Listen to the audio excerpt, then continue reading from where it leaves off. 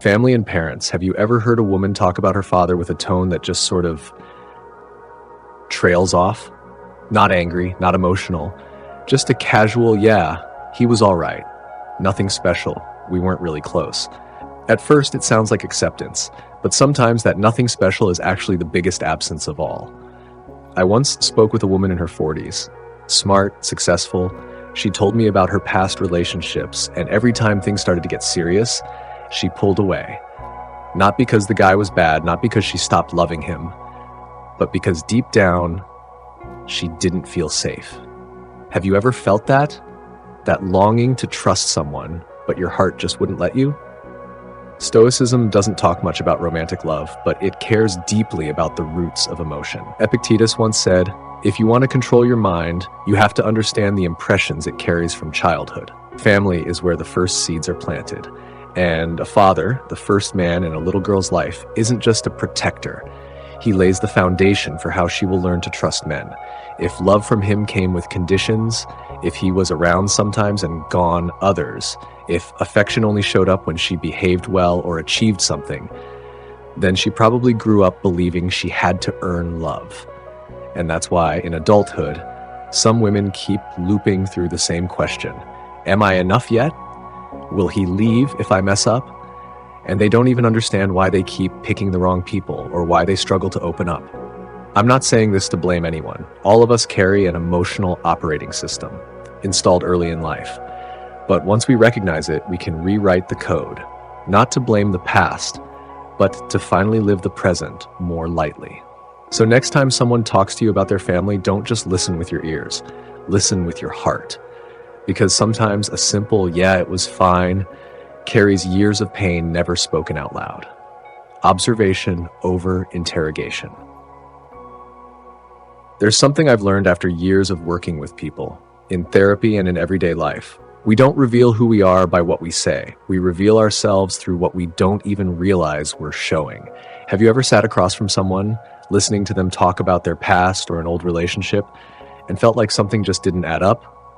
Not because they were lying, but because there were strange silences, awkward laughs, words that felt too rehearsed. That's when you realize sometimes the truth isn't in the answer, it's in how someone answers. Epictetus said, "It's not what others say that affects your mind, it's how you react to it." And I believe that's true for understanding others too. I once had a student, recently divorced, trying to start dating again. But every date he felt like he was conducting a job interview. "I just want to know everything, her past, her childhood, her plans for the future," he told me. And I said, "You're chasing authenticity by making the other person feel like they're being judged. That's never going to work. Because when you push someone with too many questions, they start putting up walls, even if they don't mean to. But when you simply observe, you create a space where the real person starts to show, without even realizing it. Watch how she reacts when you share something personal. Does she really listen, or is she just waiting for her turn to speak? Does she flinch when plans change? Does she freeze up when you get emotionally close? Marcus Aurelius said, "A person's true nature shows up most clearly in unguarded moments." And that's your chance. Not to judge, but to truly understand. Because love doesn't grow from questions. It grows in silence, in shared glances, in those unconscious little things that say more than words ever could. So if you want to understand a woman, don't ask her what broke her. Watch how she tenses when you raise your voice, how she smiles when you remember a tiny detail, how she goes quiet when you hit a memory that still stings. And if you can notice those things, really notice, then you're not just understanding her, you're growing into someone deeper too. You're learning how to listen by simply being present. What moves her and what doesn't. Have you ever sat next to someone watching what seemed like a lighthearted movie and suddenly out of nowhere she tears up?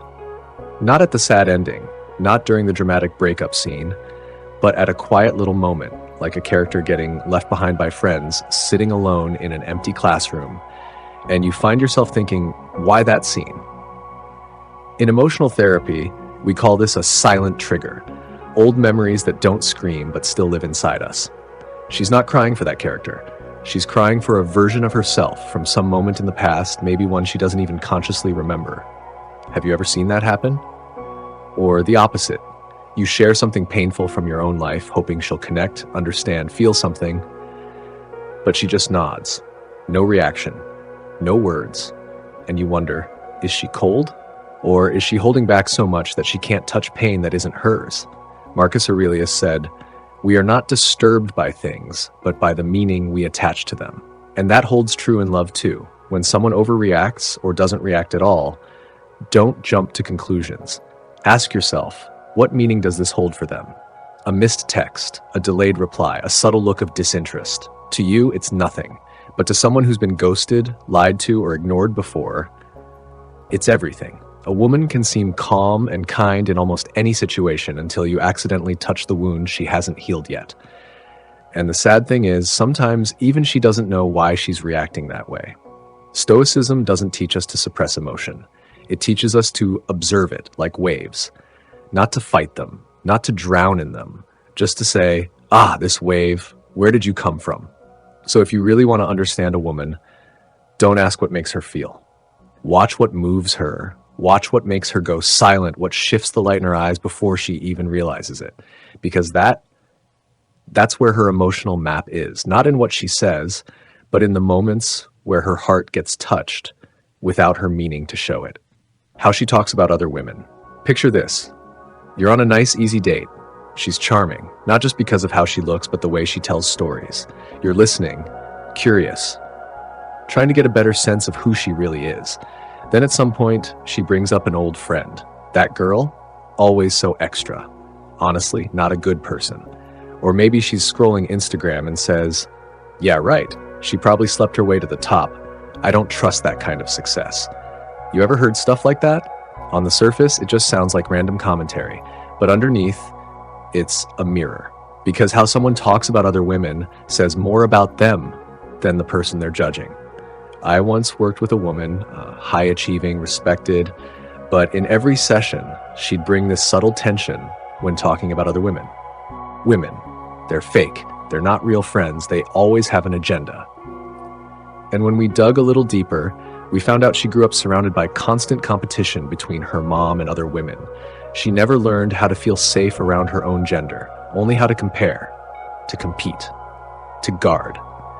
Epictetus once said, "What we criticize in others is often what's unresolved in ourselves." So when a woman is always negative about other women, it doesn't mean she's bad. It might mean she was betrayed by a best friend. Maybe she lost something or someone to another woman. And instead of healing, she built walls. But walls can get lonely too. You'll notice this not just in what she says, but how she reacts to other women's wins. Does she genuinely celebrate them or offer half-hearted compliments? Does she often say, "I just don't get along with women"? Does she believe everyone has a hidden motive? Don't rush to judge. Just observe. Because a woman who's at peace within herself doesn't see others as threats. She knows everyone's fighting their own battles, and she's not trying to win against anyone. She's just trying to be whole. And when you meet a woman like that, don't let her go. Her relationship with attention. Some women walk into a room and instantly pull everyone's eyes toward them, not because they try, but because something about them just glows. Others, they don't say a word, but still, somehow, people notice.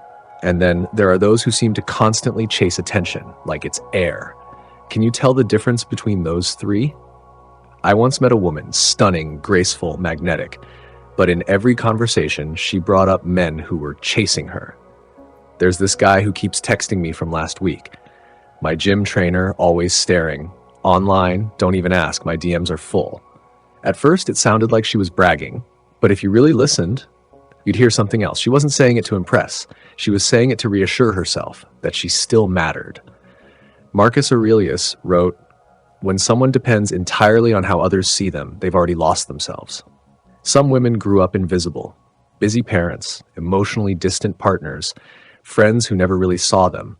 And slowly they learned being noticed equals being loved. So they started living through the eyes of others, especially men. The danger? That need for attention doesn't stop. Even in a relationship, you give her compliments, but it's not enough. You're there, right beside her, but if you don't post it, if you don't show it, she still feels unseen. Not because she's shallow, but because there's a hole inside her. And outside attention, it only fills that hole for a moment. A Stoic doesn't avoid attention, but they're not dependent on it either. They know external validation is like wind. It passes. Real worth? That's the root beneath it. So, if you meet a woman who constantly needs to prove she's attractive, who lives for the likes and side glances, don't judge her too quickly.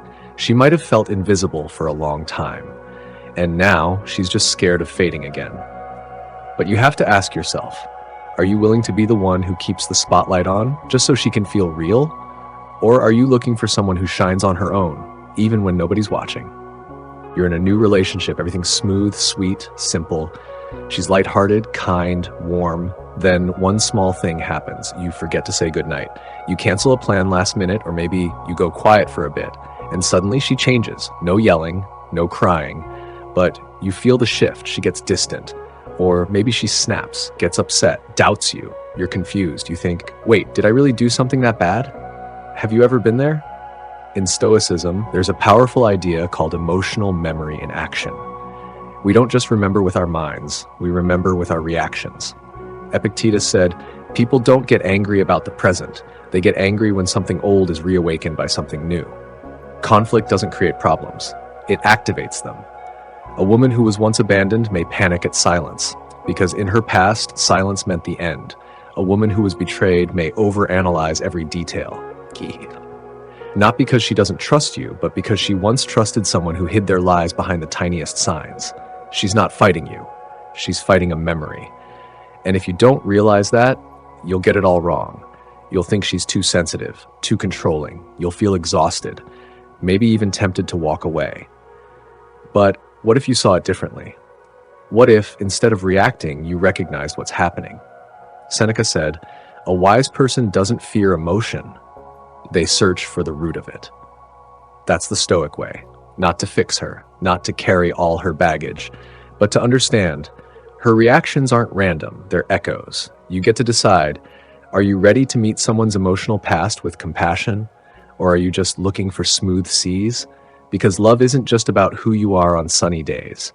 It's about what you'll do when old storms come knocking through someone else's heart. If you pay close attention, you'll see she's not afraid of you. She's afraid of the feeling coming back. Sometimes when a woman suddenly pulls away or lashes out after something small, it's not really you she's reacting to.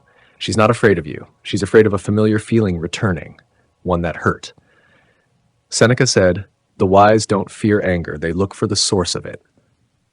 In that moment, you have a choice. You can be the calm in the storm, or you can be the one who adds more fuel to the fire. I'm not saying it's your job to carry every wound someone else is still healing, but you should know when you choose someone, you're also choosing the way they learned to love in the past. And if you can't walk beside that, at the very least, don't make it worse. Her emotional timeline. Some women, when you ask, when was your last serious relationship? They answer clearly, as if it's just a file they've already closed. But others, they'll dodge the question. It was a while ago. Oh, old stuff, not really worth talking about. Or they'll just smile and gently change the subject. Have you met someone like that? You see, people who've been deeply hurt often say the least. Not because they've forgotten, but because bringing it up means feeling it all over again, too fast, too soon. But you don't have to dig, just observe.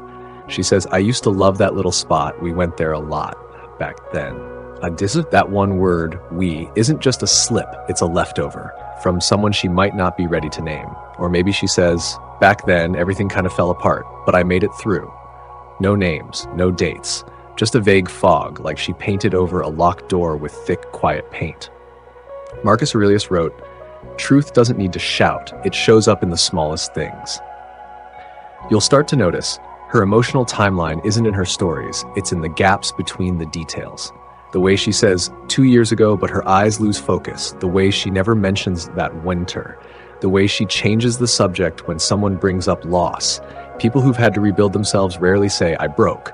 They say, after that, I became different.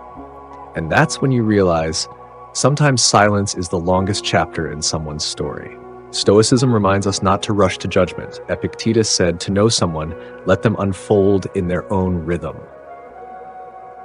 So when you step into a relationship, don't just listen to what's being said. Listen with patience, because the ones who've weathered storms don't talk much, but their eyes, their tone, the way they look at the world, that's where their real story lives. How she talks about men in general. One time, I asked a woman in her 30s, "What's your general take on men?" She smiled, not bitterly, not sharply, just tired. Men? They're all kind of the same, really. That might sound like a throwaway line, but it's heavier than it seems. Because buried in that sentence isn't just experience, it's disappointment that never found a place to rest. Have you ever heard someone say something like that? Maybe at a coffee shop, maybe in passing. Or maybe it's the woman you're seeing now who casually jokes, "Men are sweet until they get what they want." It sounds harmless, but it's not just a joke. It's a defense mechanism, crafted from emotional history. No one is born cynical about love. People become guarded after trusting too many times and getting burned. They don't hate men. They're just afraid of what men have done to them or could still do. Epictetus once said, "People are not disturbed by things, but by the judgments they form about those things." So when a woman speaks about men with sarcasm, distance, or distrust, she's not quoting something she read. She's quoting her life. She's quoting the man who promised but never showed up, the man who said forever then ghosted, the father who was there but emotionally gone. And no matter how sweet you are, those beliefs don't just vanish overnight. They show up in how quickly she pulls away, how suspicious she gets when you go quiet, how she half expects you to leave even before she gives you a real chance. Stoicism doesn't teach us to judge someone's past. It teaches us to understand its roots. Epictetus said, if you want to understand someone's reactions, look at what they've had to survive. So next time a woman says, "My dad was okay, we weren't that close," don't just nod and move on.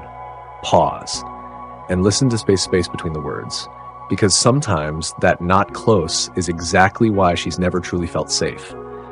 And if you want to walk beside her, you'll need to know. You're stepping into a heart that has waited far too long to be loved without having to earn it. Defining her own worth. She says she hates drama, says she keeps things simple, claims she's strong, independent, doesn't need anyone. But then you see her pulled into unnecessary conflict. You see her texting you constantly just to make sure you still care. You see her explode over something small, then cry over something completely unexpected. Have you ever seen that kind of contradiction? Marcus Aurelius once wrote, "If words and actions don't match, trust the actions." Because behavior, no matter how much we try to dress it up, reveals what's really going on inside. Words can be chosen, but reactions, they come straight from the source. I once knew a woman who always said, "I don't need anyone, I'm good on my own." But if you didn't text her for a few hours, she'd immediately feel forgotten, left behind. Not because she was fake, but because her ego was trying to protect something much deeper, a version of her that had been hurt too many times. She once loved someone and got dependent, once trusted and got betrayed. And to survive, she built a wall and labeled it, "I don't need anyone." Epictetus said, "We all act like we're playing a role. Only the wise realize which part they're playing." So when someone's words don't match their behavior, don't rush to call them dishonest. They're probably just stuck between who they used to be, vulnerable and hurt, and who they want to be, strong and untouchable. They're still learning how to bridge those two worlds. A Stoic doesn't use contradiction to judge. They use it as a map, a way to find what's stuck, what still needs healing. So next time you see someone acting in ways that don't match what they say, don't run away just yet. Ask, do they even know what they're running from? And are you clear-headed enough to see through the noise without losing your compassion? Because love isn't just about hearing what someone says. It's about seeing the parts of them they haven't had the courage to admit, even to themselves.